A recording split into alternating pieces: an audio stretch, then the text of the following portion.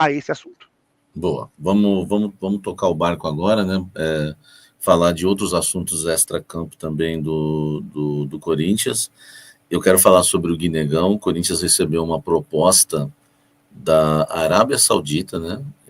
Eu tinha uma informação que era do Oriente Médio, a gente já sabe que é da Arábia Saudita, uma proposta de 20 milhões de dólares, tá? Não são euros, são dólares, e o Corinthians recusou essa proposta, né, pelo Guinegão prontamente. Essa proposta passou direto para o Corinthians, não foi nem para o staff do Guinegão. É bom lembrar que o Guinegão também, o Corinthians tem uma proposta de 18 milhões de euros, que foi o máximo que chegou o Zenit até agora, era 15 milhões, eles subiram para 18, mas pararam por aí. Então, não sei nas contas entre vocês que, né, ganham muito em euro, em dólar, né, vocês podem falar melhor do que eu, mas eu não sei, 18 milhões de euros hoje vale mais do que 20 de dólares, ô Lázaro Faraldo, hein?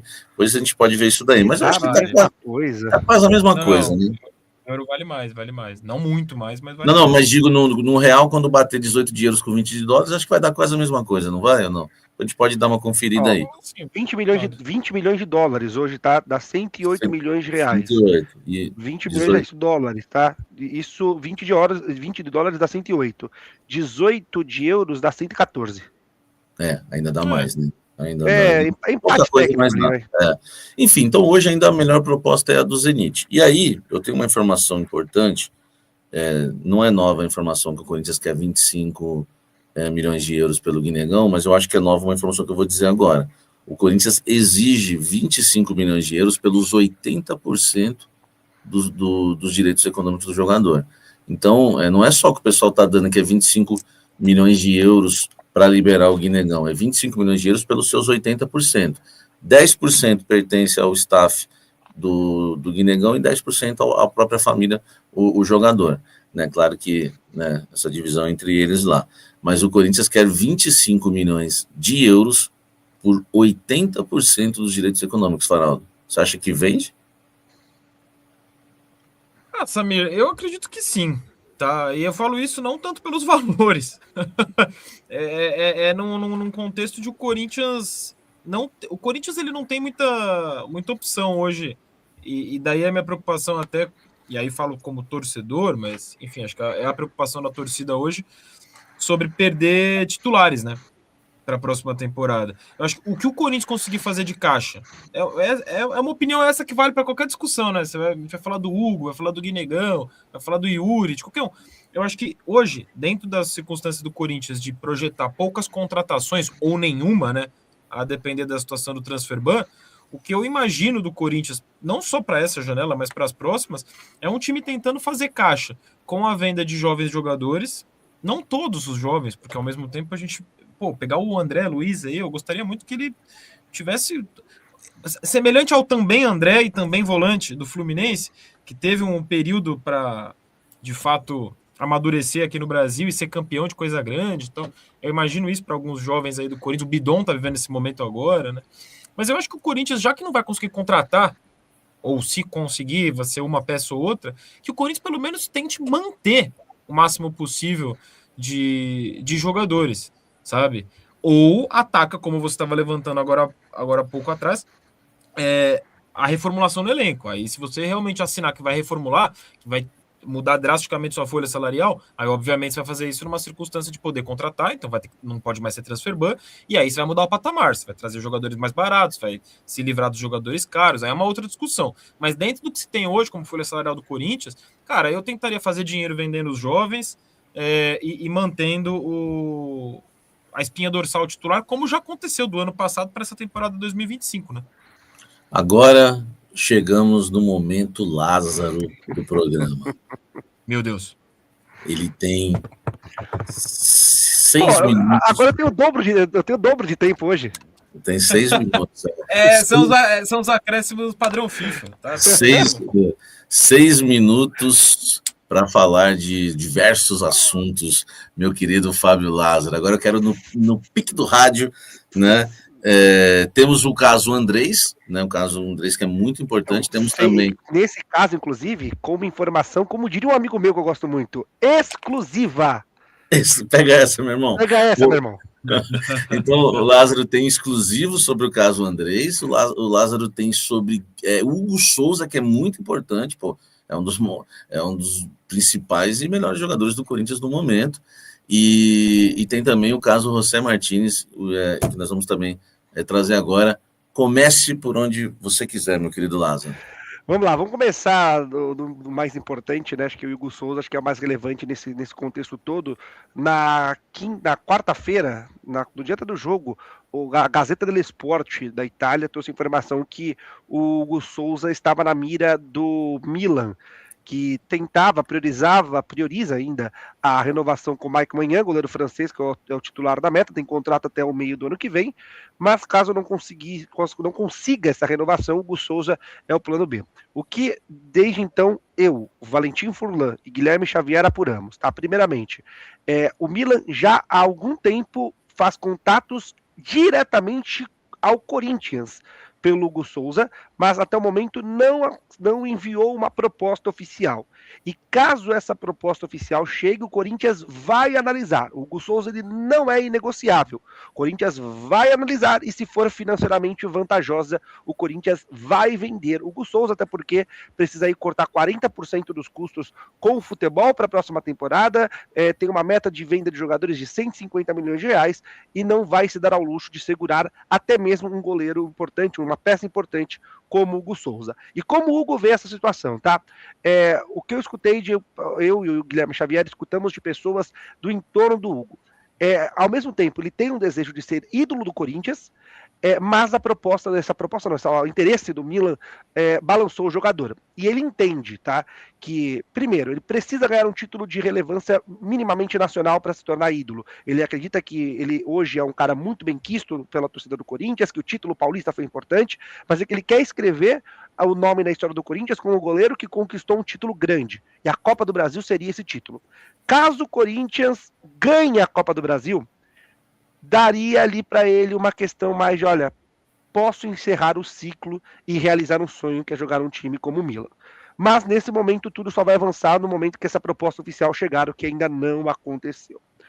José Martínez. Só não sei, né, Faraldo? Seria uma boa para o Corinthians. Rapidinho, Faraldo, para não quebrar o ritmo do nosso Lázaro. 60% só o Corinthians tem do Hugo. Vale a pena vender? Você vai conseguir comprar um goleiro como depois? Não, rapidinho mesmo, assim. Cara, vai na linha do que eu estava falando, né? Eu acho válido, louvável até a diretoria do Corinthians estar aberta a ouvir propostas. Show. O Corinthians não está numa situação de se dar o luxo de falar, não, esse cara eu não vou vender. Não tem isso hoje no Corinthians. Mas assim, dificilmente vai chegar uma proposta que vai fazer eu olhar e falar, tem que vender. O Hugo hoje é um pilar do Corinthians, tecnicamente e do ponto de vista de liderança também, sabe? É lógico, tem a vontade do jogador, né? Mas o meu receio até o meio do ano que vem, acho que o Corinthians mantém esse elenco. Do pós-Copa para frente é que me preocupa. O Memphis já vai ter feito a Copa dele pela Holanda, o Hugo provavelmente convocado aí pelo Ancelotti na seleção. É esse pós-Copa que me preocupa para a manutenção do elenco. Eu tenho sempre boa opinião sobre Yuri e Hugo. Vai ser sempre uma venda ruim para o Corinthians, porque 50% só do Yuri, 60% do Hugo. Sempre vai ser uma venda ruim, não vai ter jeito. Lázaro, José Martínez? José Martínez, a gente falava algumas semanas que ele tinha perdido prestígio, né? Tanto eu quanto você tinha essa informação, né, Samir? E realmente perdeu prestígio, só que ele recuperou o prestígio caladinho e treinando bem, tá? É mais um daqueles, abre e fecha aspas, é um animal treinando, mas que ele mostrou o que quer, ele tomou um puxão de orelha muito grande do Dorival e do Fabinho Soldado, que ele, inclusive, abre aspas, tá? Ele precisa mostrar que quer mais, e que ele mostrou que quer mais, e o que pesou nessa mudança de avaliação do Corinthians em relação ao Martínez, é que ele usou toda a estrutura do clube, isso inclui, ele sentou com a psicóloga, com a Anaí Couto, ele fez sessões com o Lulinha Tavares, que é o coach, né, o preparador mental. O grande desafio de Anaí Couto. E junto com o Lulinha Tavares também, que é o coach do Corinthians, o preparador mental, e aí respondeu até melhor nos treinamentos, e aí ele estava, até tinha o André a impressão das pessoas do Corinthians é que o André Luiz tinha meio que passado à frente dele, o que me responderam essa semana foi assim, olha, o André Luiz é uma grata surpresa, certamente, né, Faraldo? Eu tenho certeza que é isso que ele ia falar, porque realmente o que me surpreende, porque quem acompanha o Corinthians ali na base do Corinthians já via muito potencial nesse menino. Certo. E desde os primeiros jogos dele, aquele jogo contra o Fluminense, que o Corinthians ganha, apesar de jogar mal, e ele entra muito bem no Maracanã. O André, é o que a gente falou, a gente teve essa discussão, para quem não estava na live da semana passada. O Lázaro acha que o Guinegão é a revelação do Corinthians no ano, no Brasileirão. E eu acho que é o André Luiz. O Guinegão, ele tem números melhores, então eu acho que seria justo dar esse título a ele, né? Esse posto, esse rótulo. Mas para mim, bola jogada, potencial de lá na frente estourar como um grande jogador, para mim é o André Luiz esse ano que surge no Corinthians, assim, me brilhando os olhos, sabe? E tem 2 gols, né? Em poucos jogos com a camisa do Corinthians. Se ele bate de prima lá no Mineirão, ele faria o terceiro, que ele quis dominar aquela bola. Enfim. E sobre o Martínez, para não perder o gancho do que o Lázaro estava falando, acho que ele já está de volta aqui nos bastidores, inclusive.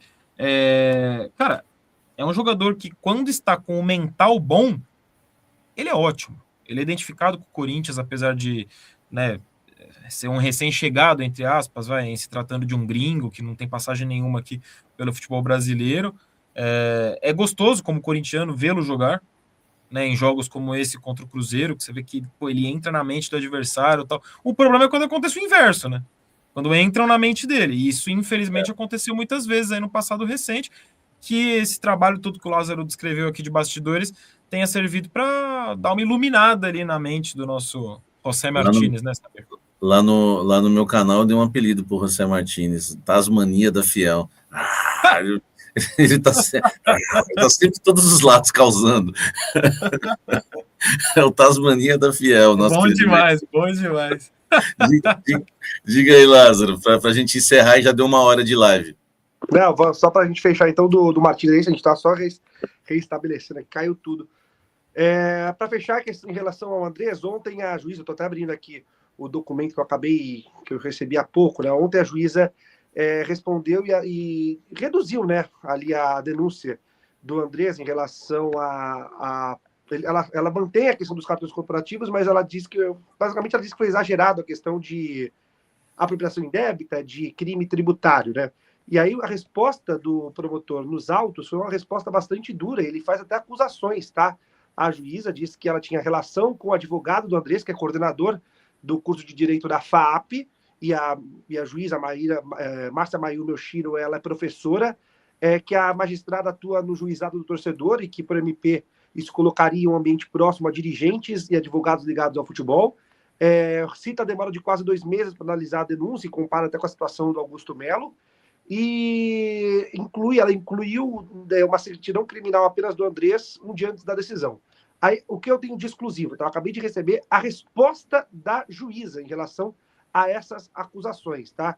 Ela nega ela afirma expressamente que não há qualquer quebra de imparcialidade, rebate ponto a ponto, diz que a relação com o advogado do Andrés na FAAP é estritamente profissional, afirma que atuar no juizado especial criminal, no GCRIM do futebol, não compromete as decisões, sustenta que o MP sabia desses fatos desde o início e só levantou agora o que ela chama de nulidade de algibeira, né, guardar argumento para usar depois. Mesmo negando a suspeição, ela não arquiva o pedido, tá? Determina que a remessa de exceção de suspeição para a Câmara Especial do Tribunal de Justiça, diz que quem vai decidir a questão do Andrés, se ela é ou não suspeita agora, é o TJ e não mais ela. E o ponto mais sensível, a decisão que rejeitou parte da denúncia contra o Andrés fica temporariamente suspensa, o processo como um todo também fica suspenso, ou seja, nem a vitória parcial do Andrés vale por enquanto, tá? E as medidas cautelares seguem valendo. Então, as cautelares impostas continuam em vigor, inclusive com possibilidade de bloqueios, e a justiça diz que isso é necessário para garantir o resultado útil do processo. Então, essa informação é exclusiva, tá? Documento que saiu agora, que eu tive acesso de forma exclusiva à resposta. Então, a decisão do Andrés fica temporariamente suspensa por conta da resposta e toda essa questão de suspeição que foi colocado para a juíza, e aí fica tudo para o TJ decidir. Show de bola. A gente já estourou o tempo, uma informação importantíssima, exclusiva do nosso querido Fábio Lázaro. Muito obrigado, viu, Lázaro? E para de roer a unha, viu? Porque eu vi aí Colocou o dedinho aí, ó, tá roendo muita unha. Né? Cara, eu roo a unha desde a infância, cara. O nome disso viu, né? Aqui, ó. Eu vi ali na hora que você estava mexendo, vamos colocar aqui o documento aqui, entendeu? A gente é fofoqueirinho, a gente vê tudo. A audiência aqui simplesmente caiu tudo porque eu liguei tudo no filtro de linha e não apertei o botãozinho, né? Caiu tudo. Boa, já. Quem nunca, né? Um abraço, meu querido Fábio Lázaro. Faraldo, rapidinho, quer comentar? A gente está com o tempo estourado. Vou falar, me enoja falar desses personagens aí, graças a Deus que estourou o tempo e vamos para cima. Até a próxima sexta-feira, às 16 horas, e aí com o Corinthians na final ou não, né? Faremos esse programa para falar muito, né, de Copa do Brasil e, claro, do extracampo do Corinthians, que sempre tem muitas notícias aqui na live do Corinthians no UOL. Valeu, Faraldo, valeu, Lázaro, e você que ficou com a gente até agora. Tamo junto.